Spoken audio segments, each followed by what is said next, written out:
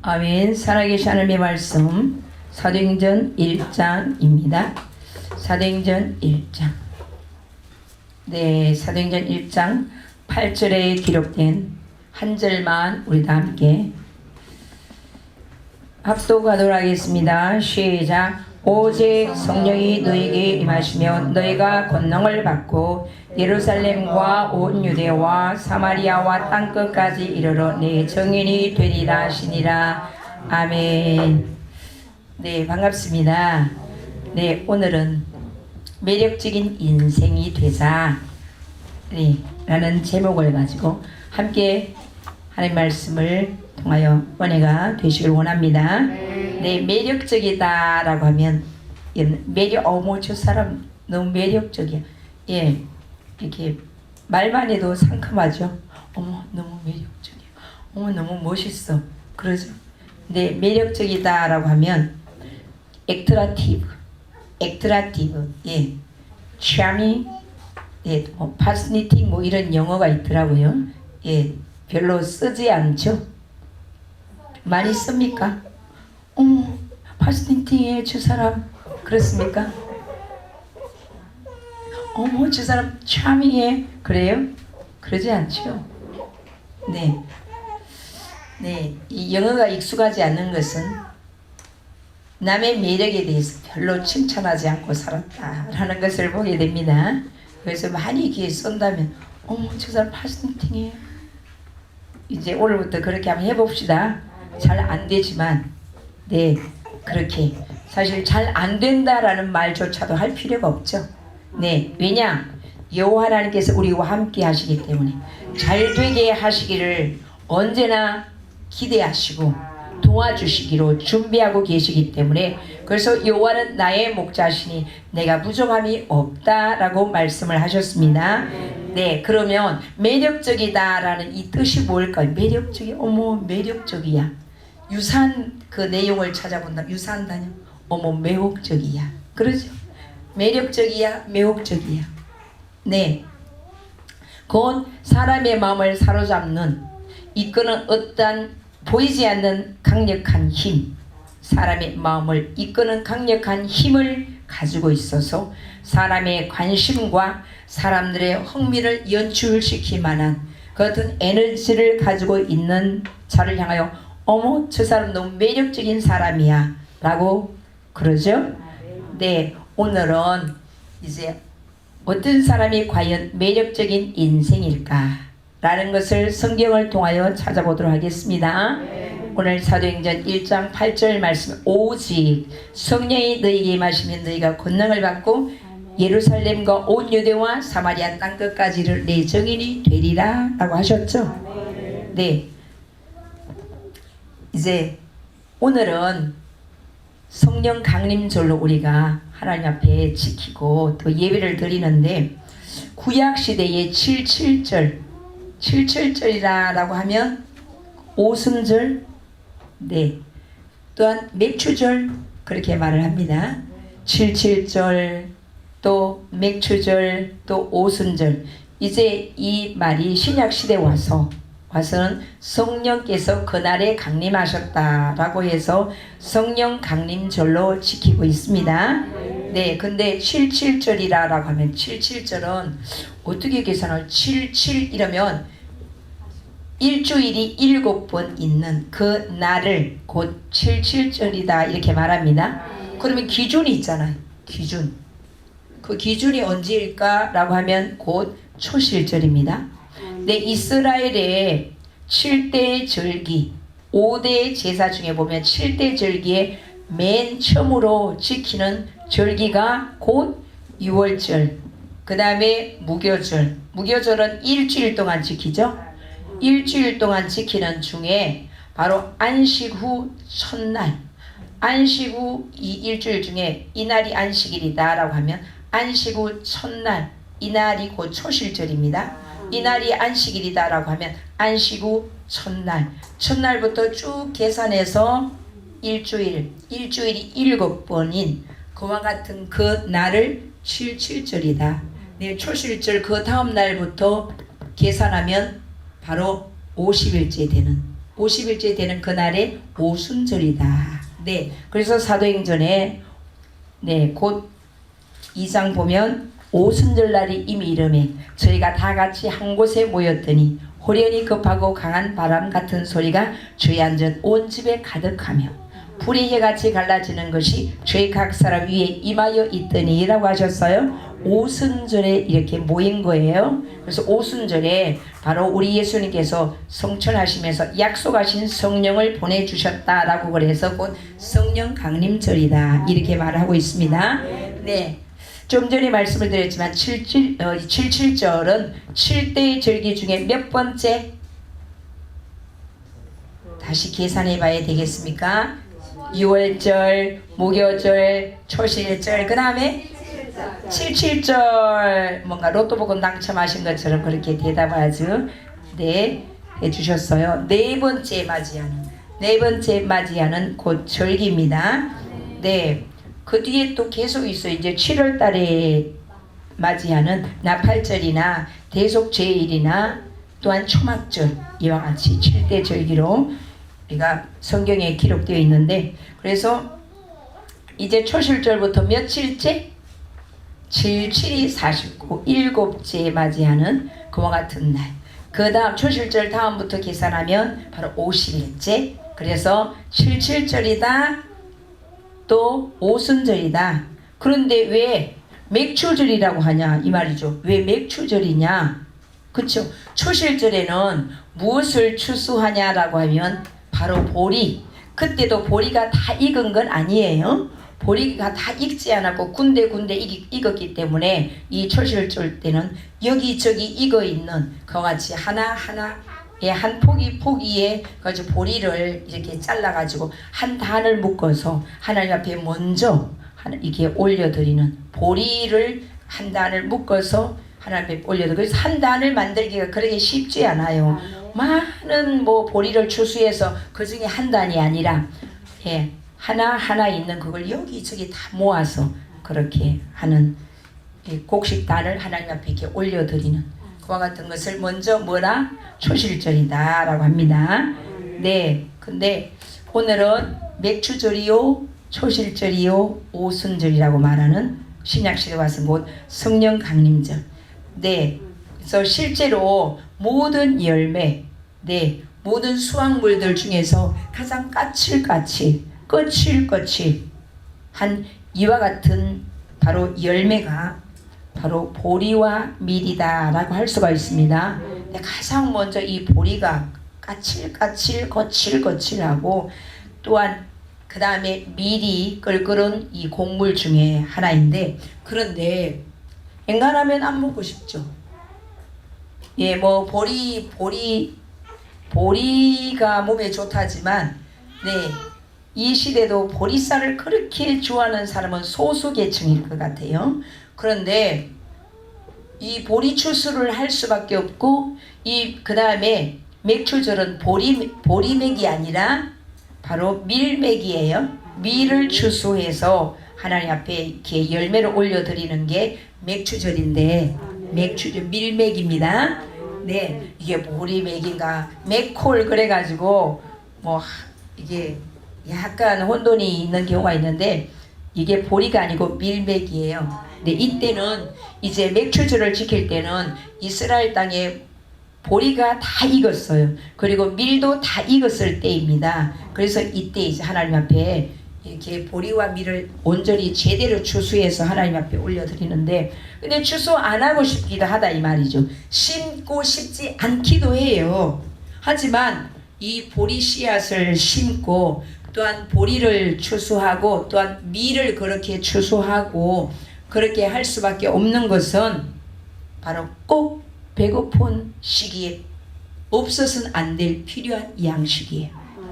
여러분 보세요. 지금 쌀이, 대한민국에도 쌀 농사를 짓는데 쌀이 점점 더 소비가 줄죠. 그 이유가 뭐예요? 밀가루 때문이죠. 이 밀가루 껍질을 벗기고 이게 잘게 아주 가루로 만드는 게 밀가루가 되죠. 네, 그러니까 바로 이 이스라엘 땅에서 지금은 이제 이 밀가루가 세계 식품이 되어졌는데, 무엇보다 이 보리와 밀을 심기도 싫고 또한 추수하기도 싫은데 이것 없으면 굶어 죽어요. 예, 이것 없으면 먹을 양식이 없어요. 그나마도 그때에 이때에 그래서 그렇게 보리 종자를 밀 종자를 심고 추수를 그렇게 할 수밖에 없는데 그런데 또 이게 추수한다는 것도 쉽지 않아요. 이게 추수라는 것은 가차를 자르다 이 말이에요. 잘라내다. 무엇을 잘라내요? 뿌리와 줄기로부터 잘라내고 또 줄기와 열매를 잘라야지만 그 열매를 내가 껍질을 벗기고 먹을 수가 있다는 거죠. 네, 그래서 이 추수한다는 것도 정말 쉽지 않은 그와 같은 것인데 그런데 그러면 이것은 우리에게 무엇을 말씀하시는가라는 사실 왜 이렇게 힘든 작업을 왜 이스라엘 백성, 이스라엘 하나님의 통치, 하나님의 지배, 하나님의 관리, 하나님의 다스림을 받는 자들이 왜 이렇게 맥추주를 지키라고 하시는가? 이스라엘의 모든 남자는 그럼 남자는 여자인데 남자다라는 것은 자칼, 네, 자칼.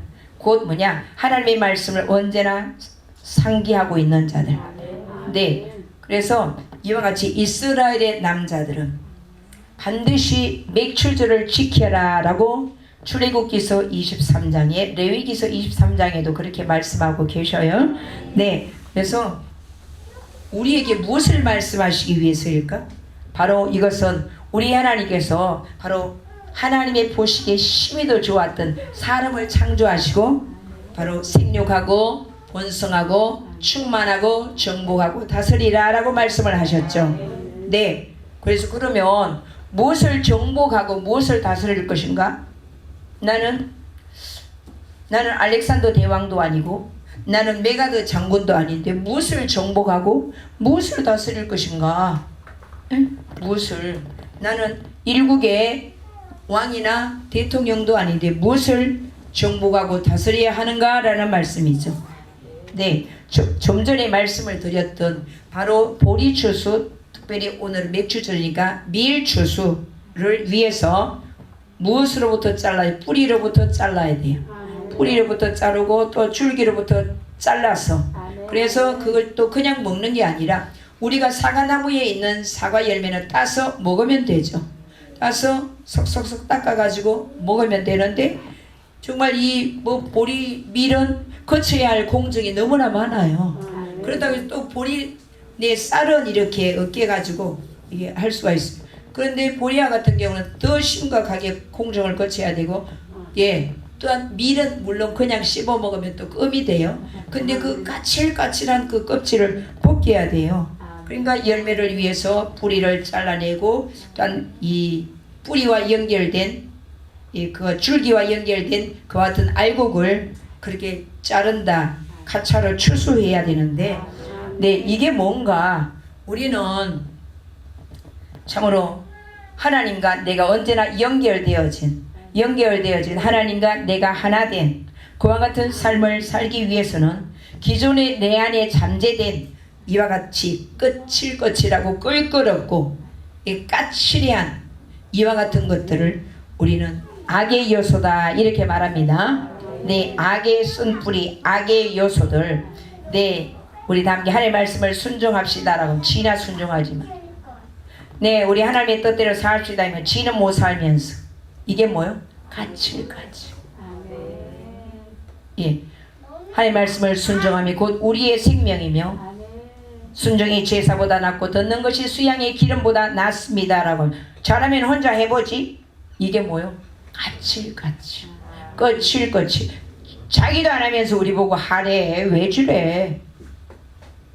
예, 복음은 저를 증거하는 게 아니라 복음은 그리스도 예수님을 증거하는 겁니다. 복음이 뭐냐? 복음은 믿는 자들에게 구원을 주시는 하나님의 능력이 됨이라 라고 하셨어요. 복음이 뭐냐? 복음은 빠샤, 억새풀 같은 까칠까칠한 돌멩이와 같은 유리조각과 같은 까칠까칠한 내 속에 내재된 이와 같은 자아를 뜯어내고 뽑아내고 긁어내고 이와 같은 강력한 다이나믹한 힘을 가진 것이 곧 복음이다 이 말입니다. 그래서 그 무엇으로도 쟁기로도 칼로도 우리 속에 내재된 끊임없이 나를 까칠까칠하게 해서 하나님과 원수가 되게 만들고 하나님으로부터 파격적인 인생이 되게 만들고 이와 같이 하나님으로부터 동떨어지게 이렇게 만드는 이 모든 것들을 끌어내는 강력한 힘이 곧 복음이다 라는 것입니다. 네, 그래서 우리는 바로 내 안에 이 죄의 요소들 정복하고 다스려야 할 것들을 그렇게 다스리지 못하면 바로 하나님과 관계가 멀어지게 되어 있고 하나님과 관계가 파괴되어져서 영적으로 쇠퇴하고 자기 자신도 모르게 그렇게 인본주의적인 신앙이 되어진다는 사실입니다. 네, 그래서 바로 이 악을 제거하는 이와 같은 길이 바로 오직 성령 충만할 때만이 가능하다라는 사실입니다. 네, 그러면 성령 충만할 수 있는 길이 뭐냐라는 거죠. 성령 충만할 수 있는 이 길이 바로 뭐냐? 오늘 말씀이 사도행전 1장 말씀에 보면 4절에 우리 예수님께서 성천하시기 전에 바로 사도들에게 명하사 하나님의 나라의 일을 전파하시니라 라고 말씀하셨어요.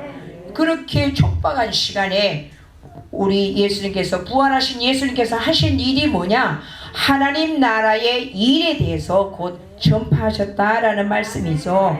네, 성령 충만할 수 있는 지름길이 바로 하나님의 나라의 소식인 하나님의 말씀에 내가 사로잡혀 사는 삶이 되어져야 됩니다. 다른 것으로는 내가 성령 충만할 수 있는 지름길이 없습니다.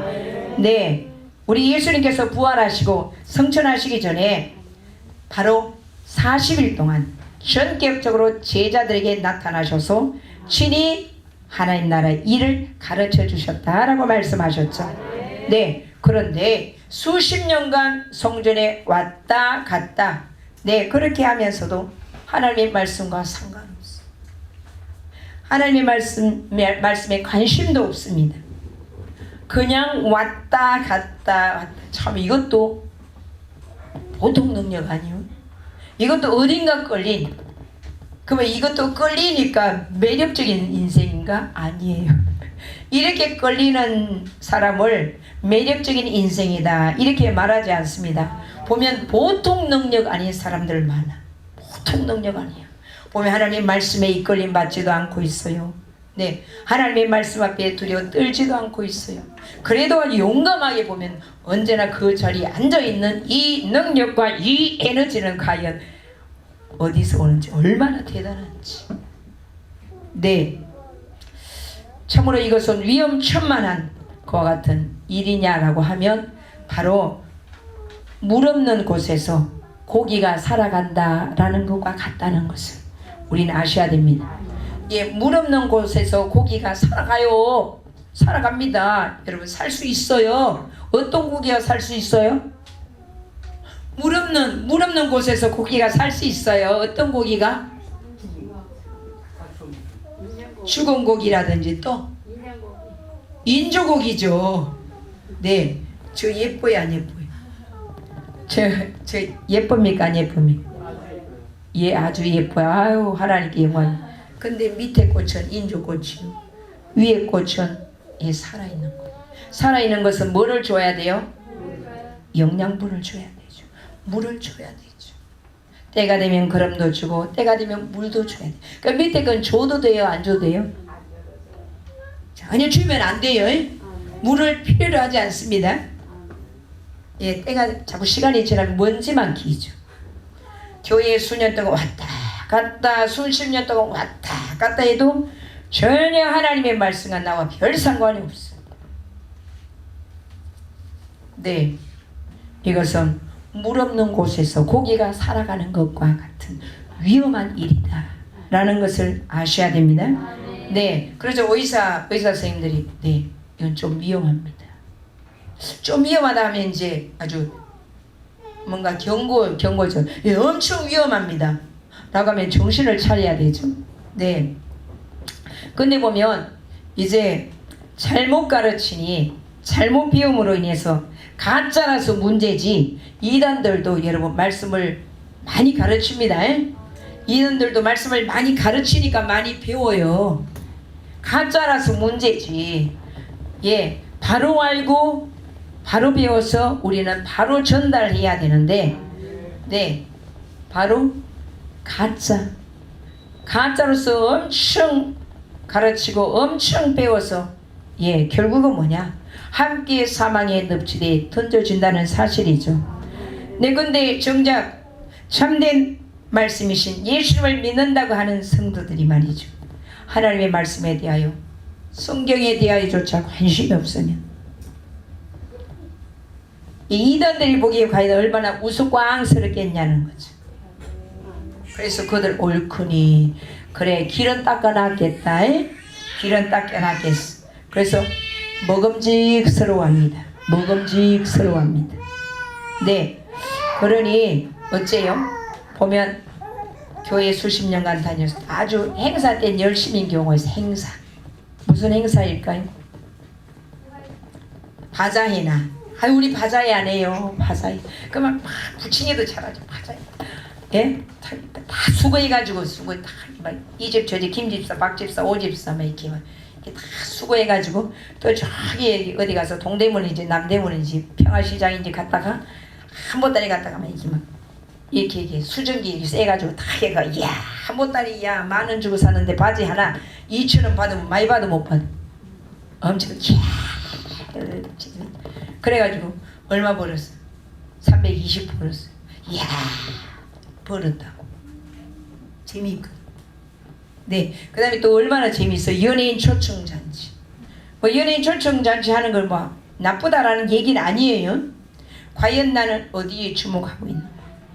예배에 집중하는 모습인가? 말씀에 집중하는 모습인가? 아니면 행사에 집중하는 나의 모습?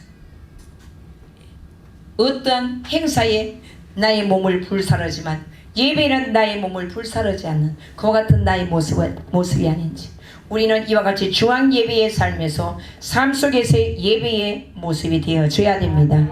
네. 그런데 이와 같이 이렇게 살면 어떻게? 이제 죄짓게 때는 뭐가 돼요? 죄짓게 돼. 폭군! 이제 폭군이 돼. 의장! 그건 안 되겠어요. 성전을 주고 왜 하려고? 이전합시다. 의장, 여기가 좋습니다. 그때 참 이게 정착이 돼가지고 좋습니다. 네, 여러분, 우리는 항상 하나님의 말씀에, 예, 사로잡혀 있는 그와 같은 성령 충만한 하나님의 사람들 되시기 예수님으로 간절히 축복합니다. 네. 그 다음에 성령 충만을 위해서 바로 예루살렘을 중심으로 예루살렘을 떠나지 말라라고 우리 예수님께서 당부하셨어요. 너희 예루살렘을 떠나지 말라. 네, 예루살렘을 떠나지 말라. 마치 포도나무 줄기가 포도나무에 붙어 있을 때 열매를 맺는 것처럼, 곧 성령 충만의 길은 어떻게? 예루살렘을 떠나지 말라라고 하셨습니다. 예루살렘 안에서의 삶이 되어져야만 합니다. 예루살렘이란 것은 여러분들 잘 아시겠지만 예루살렘에 무엇이 있어요? 예루살렘에 솔로몬이 성전을 건축했죠. 바로 그 지역이 곧 모리아 산입니다. 모리아 산이다라고 하면 여러분들 잘 아시는 아브라함이 이삭을 번제물로 드렸던 그곳입니다. 네, 그곳이 또한 어떤 곳이냐? 바로 우리 예수님께서 나의 죄, 우리의 죄 때문에 십자가에서 못 박혀 죽어주신 그와 같은 바로 겟세마네 동산이다. 골고다 언덕이다. 예, 곧 골고다 언덕에서 우리의 죄 때문에 우리 예수님께서 십자가를 지심으로 인해서 하나님과 원수되었던 우리들을 바로 화평을 이루게 하셨던 분이 예수님이십니다. 네, 그래서 우리 예수님께서 너희들 예루살렘을 떠나지 마. 내가 이곳에서 하나님과 원수되었던 너희들 화평케 하려고. 응? 하나님과 원수되었던 죄 때문에 원수되었던 너희들 하나님과 하나가 되게 하기 위해서 내가 이곳에서 죽었어. 그러니까 너희들 예루살렘을 떠나지 마. 네, 그래서 예루살렘은 곧 그 원어로 보면 평화를 던지는 자, 예루 던지다. 그 다음에 샬롬, 평화, 평강, 평안. 평안을 던지다, 병화를 던지다, 평안을 던지다, 이런 의미를 가지고 있습니다. 그러니까 곧 우리 모든 인류에게 진정한 참 평안의 현주소는 오직 그도 예수님 뿐이다 라는 겁니다. 참 평안 그도 예수님 밖에서는 여러분, 물론 세상에서 얻을 수 있다라고 말합니다. 하지만 잠시 후면 사라집니다. 그게 요즘 참 안타까운 건 재난지원금 가지고 뭐를 그렇게 하는가 봤더니 참 안타까운 실상이죠. 먹자, 마시자, 돌이키자, 마시자, 마셔버리자. 참 이것도 위험한 일입니다. 세 번째, 성령 충만은 곧 하나님의 약속을 기다릴 줄 알아야 한다는 겁니다. 그러면 무슨 약속이야? 예수님께서 성천하시면서 성령을 보내주시겠다고 약속하셨습니다. 곧 성령님은 우리에게 곧 자궁 속에서 이 태아가 그 생명을 유지하려면 뭐가 있어야 돼요? 양수가 있어야 됩니다.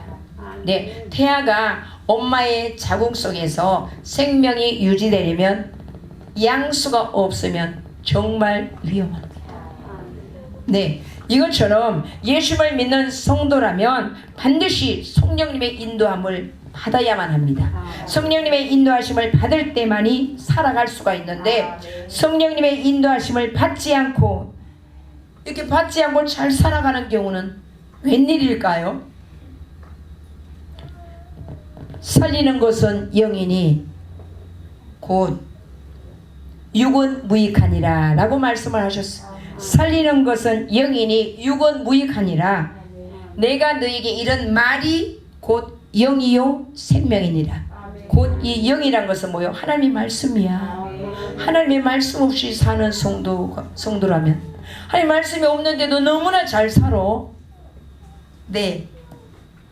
성령님을 인정하지 않는 성도의 삶은 어떨까요? 자기 양심대로 사는 삶. 아이고 목사님 그런 소리 하지 마세요. 제가 알아서 할 거예요. 저도 양심이 있는 놈이에요. 양심이 있는 놈이에요. 제가 양심에 털났겠어요?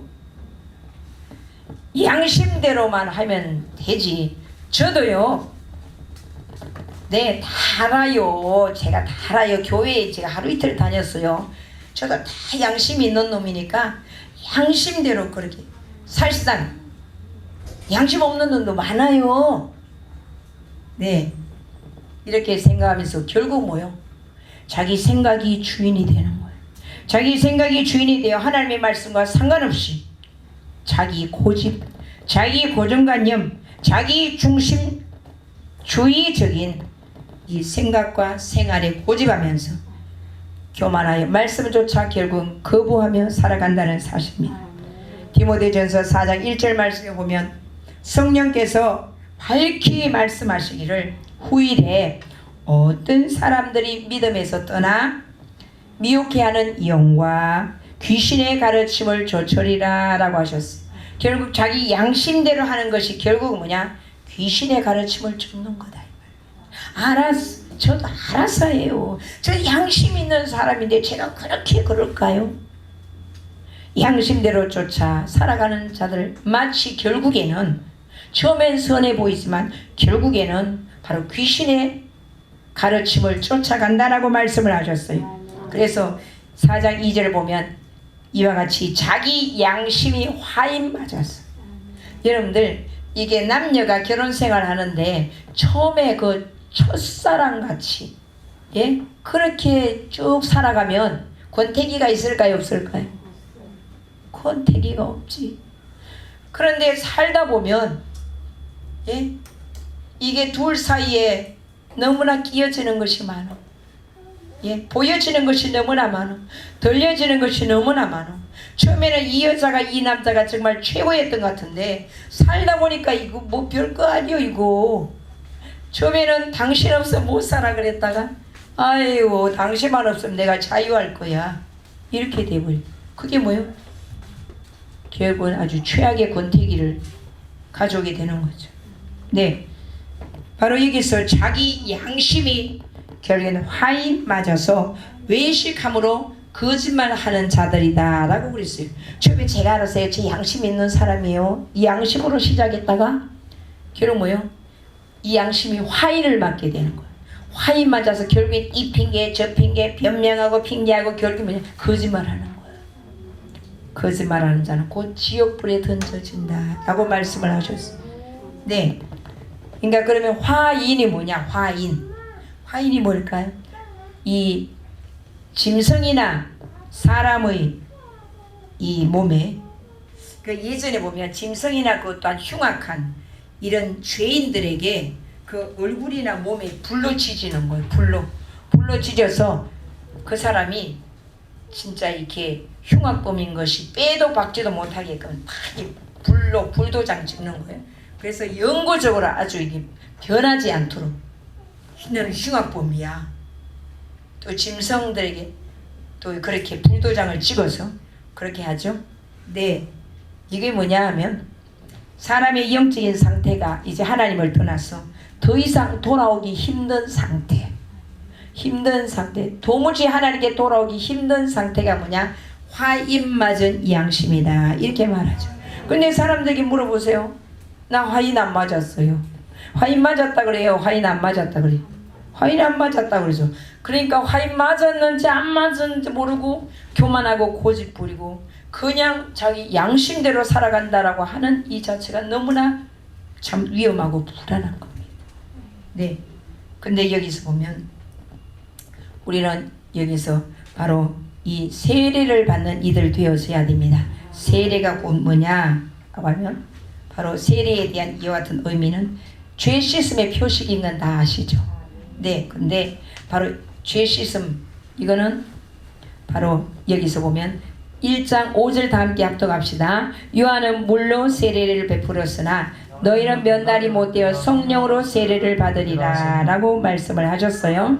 성령 충만이처럼 바로 하나님의 약속을 기다려야 되는데 하나님의 약속을 기다리면서 또한 여기서 세례를 받아야 돼요. 그래서 이 세례란 것은 죄 씻음의 표식인데 곧 미완료형이에요. 지금도 진행되고 있답니다.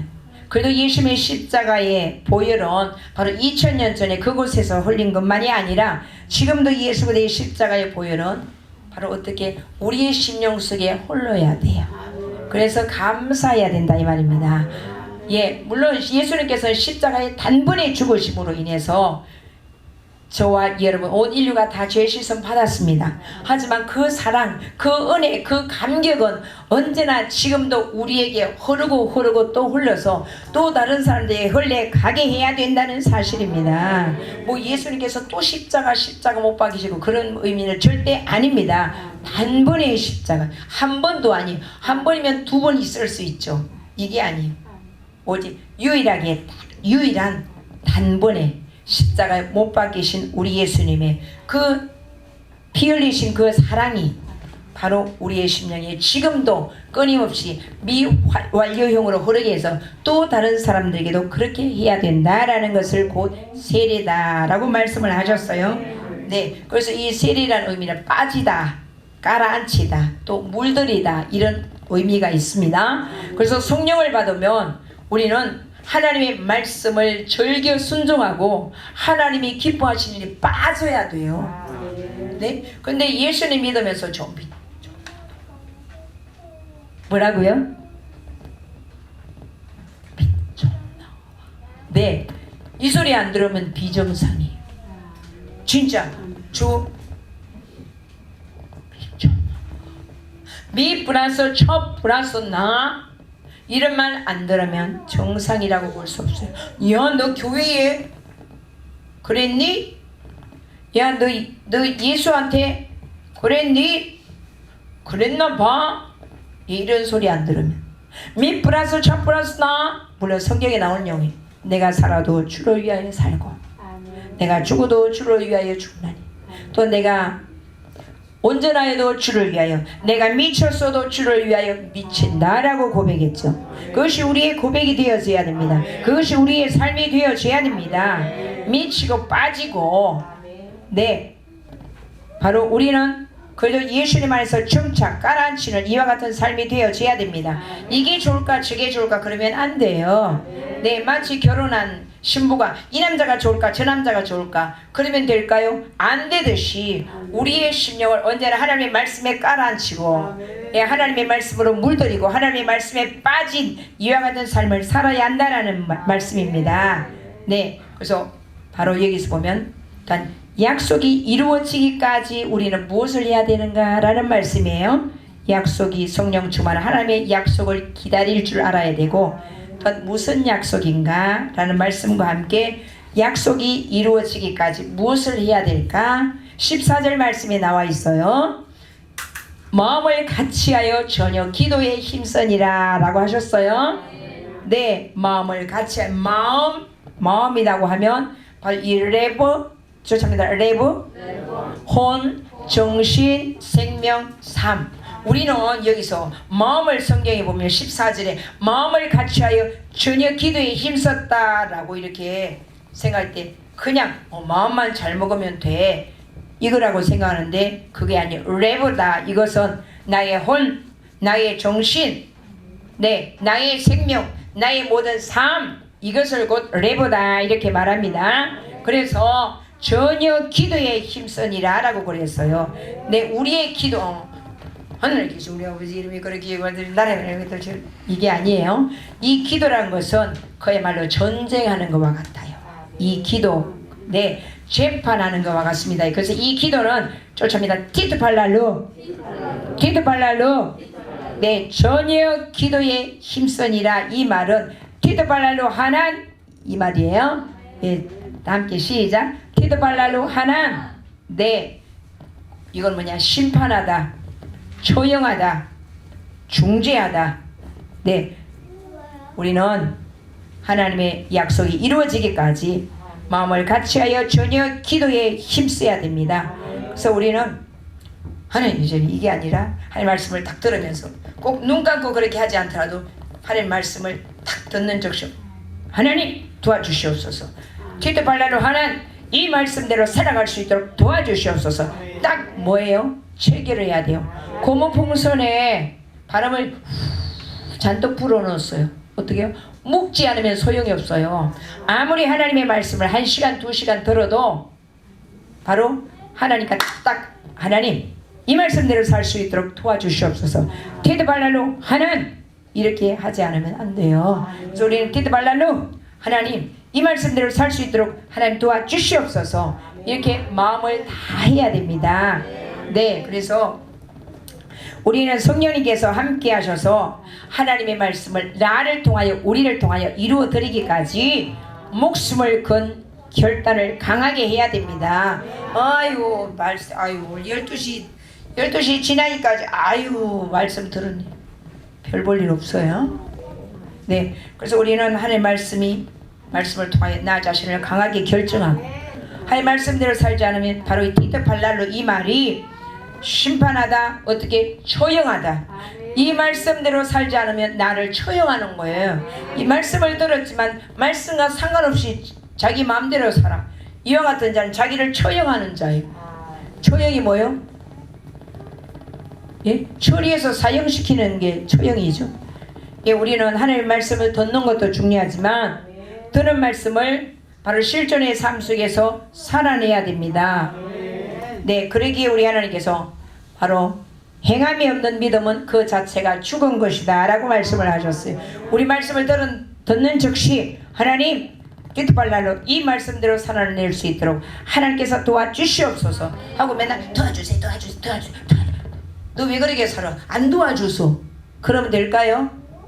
아니죠. 자기 오늘 그래 학교 가서 오늘 시험 잘 치고 와 라고 그랬어. 네. 그 몇 점 맞았어? 30점요. 너 왜 30점밖에 안 맞았어? 그럴 때 뭐라고 할까요? 하나님께서 안 도와주셨어. 엄마가 안 도와줬어. 엄마가 나 안 도와줬잖아. 그렇게 하는 아이는 얼마나 참 불쌍해. 그러기에 우리는 하나님 말씀을 들을 때 목숨을 건 결단을 강하게 할 줄 알아야 됩니다. 강한 결정을 내려야 돼. 나 이 말씀 지키지 못하면 나를 처형하는 거야. 이 말씀 지키지 못하면 나를 재판에 던지는 거야. 네. 자, 그래서 참 이 바람과 바다 물결 같이 끊임없이 요동치는 바로 우리의 마음입니다. 그죠? 바람과 바다 물결 같이 끊임없이 요동치는 우리들의 이 마음을 바로 하나님의 말씀에 사로잡혀 살아가는 이 삶이야말로 매력적인 인생의 삶이죠. 또 다른 사람들을 그렇게 하나님의 말씀에 사로잡혀 살아가게 함이 진정한 매력적인 삶의 바로 출발이다 라고 할 수가 있습니다. 특별히 우리 하나님께서 한 사람인 이 로마의 고급 관리인 바로 초신자이기도 한 이 데오빌로에게 이 복된 소식을 이렇게 강력하게 주시고자 열정을 쏟고 계신다는 사실입니다. 그래서 맨 처음에 보면 뭐가 나와요? 데오빌로요. 네, 이는 곧 로마의 고급 관리이면서 무엇보다 초신자예요. 초신자. 네, 누가복음에는 어떻게 데오빌로 각하여 라고 그랬죠. 데오빌로 각하여. 네, 그때는 아직도 지금보다 바로 영적으로 더 미숙한 상태였어요. 그때 뭐냐? 데오빌로 각하여. 네, 우리가 영적으로 미숙하면 어째요? 자꾸 대접받고 싶어. 대접받고 싶어서 누가 나 안 알아주나? 누가 나 안 알아주나? 누가 나 안 알아주나? 누가 나 좀 안 높여주나? 이때 각하여 각하. 네, 그런데 이제 신앙이 하나님 말씀을 자꾸 들으면서 티토 발랄로 강하게 결정하면서 그러면 인해서 이제 신앙이 성숙해 갑니다. 성숙한 그리스도인은 이제 뭐냐? 다른 사람들을 이렇게 대접할 줄 압니다. 다른 사람들을 섬길 줄 알아요. 네, 그래서 바로 여기서 이제 데오빌로이한 한 사람에게 이 복된 소식을 그렇게 주시고자 강력한 하나님의 사랑을 쏟고 계신다는 사실입니다. 네, 이 한 사람 정말 우한 폐렴도 한 사람의 전파자로 인해서 시작됐죠. 네, 참 이 무서운 사실을 안다면 위대한 하나님의 나라도 바로 나 한 사람부터 시작해야만 한다는 사실입니다. 네, 그래서 사도행전은 한 사람의 소중성을 일깨워 주시는 거예요. 한 사람의 순종하심으로 많은 사람이 오인된 것 같이 한 사람의 불순종함으로 많은 사람이 죄인이 되리라. 99마리의 그 양들을 버려두고 한 마리의 그 양을 찾고 찾으니 정말 그 주인이 좋아서 어쩔 수 없어 하는 그와 같은 모습입니다. 네, 이처럼 사도행전은 한 사람의 소중성을 일깨우시기 위해서 기록됐음을 바로 깨달아야 됩니다.